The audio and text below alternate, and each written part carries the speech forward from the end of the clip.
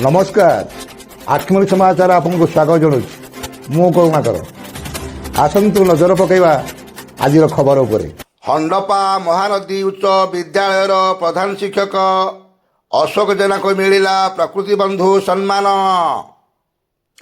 परिवेश सुरक्षा और सबुजिमा सृष्टि क्षेत्र में उल्लेखनीय अवदान पाई अनुगुल जिला किशोरनगर ब्लॉक अंतर्गत हंडपा स्थित महानदी उच्च विद्यालयर प्रधान शिक्षक श्रीयुक्त अशोक कुमार जेना को सम्मानजनक प्रकृति बंधु पुरस्कार रे सम्मानित करा जायछि।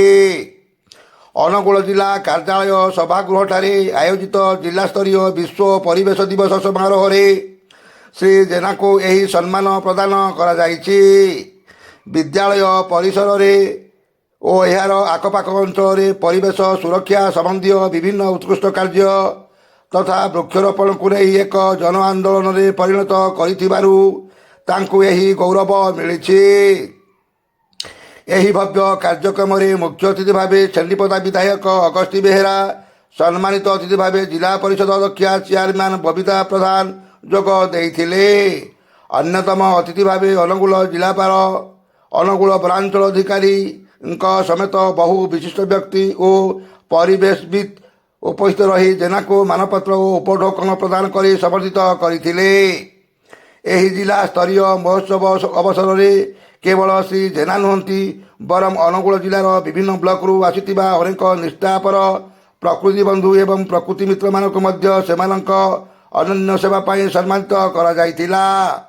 परिवेशर संतुलन रक्षा करने दिगरे एभली व्यक्तित्व मानकर प्रेरणादायी कार्यक्रम समाज पाई एक दिग्दर्शन बोली अतिथि माने निज अभिभाषण रे प्रकाश करथिले।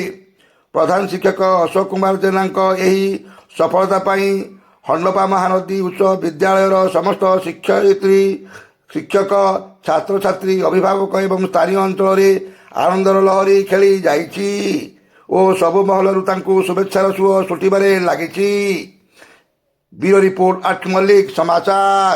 आज है जून 5 तारिख विश्व परिवेश दिवस। मो ना है अशोक कुमार जेना। मते विश्व परिवेश दिवस अवसर रे प्रकृति बंधु सम्मान रे सम्मानित करा जायछि जिला स्तर रु। आमे समस्ते विश्व परिवेश दिवस रे सचेतन हवा उचित। मते जो यही प्रकृति बंधु सम्मान मिली यह केवल मते मिली नहीं। यही सम्मान प्रकृति परिवेश को जो माने भल पाउछंती सुरक्षा पे साहाय्य सहयोग करछंती यही सम्मान तांको मानकर। आजिर जो विश्व परिवेश तथा जलवायु जो भली भाव में परिवर्तन हेलानी ताहा आम समस्त गोटे बड़ चैलेंज। सेतिपाई आमे समस्ते अंटा भिड़ी आगेवा दरकार और समस्ते चेष्टा करिबा जे गछ लगेवा तार जत्न करी गोटे पूर्णांग अवस्था को आनिबा। प्लास्टिक रो व्यवहार कम करिबा, जल संरक्षण करिबा यही दायित्व समस्ते निश्चिंत भाव में नवा। ता सहित